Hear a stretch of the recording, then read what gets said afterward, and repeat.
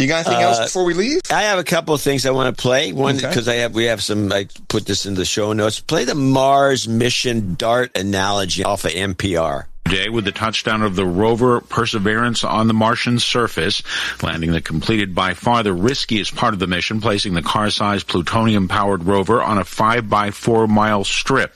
The feat likened to throwing a dart from Washington, D.C. and hitting a bullseye in Dallas. The rover's cameras almost immediately began broadcasting pictures from the Martian surface.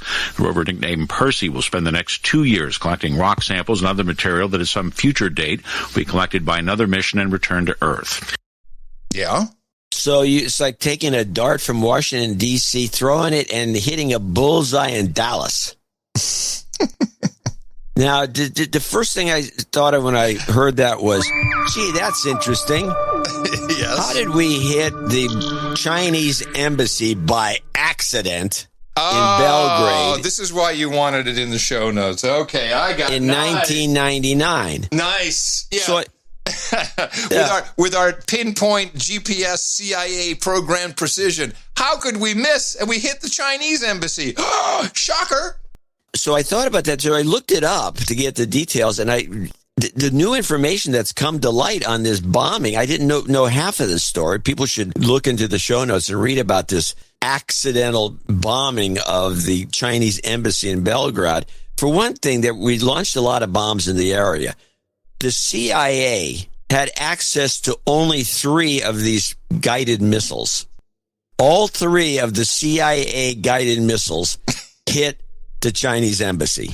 Whoopsie. Not 1, not 2, all 3. They had the right information. They also had the do not hit list, which was the database. The database. They had the right list. They also discovered that the CIA had the right maps because they said, oh, well, it was an accident because we had old maps.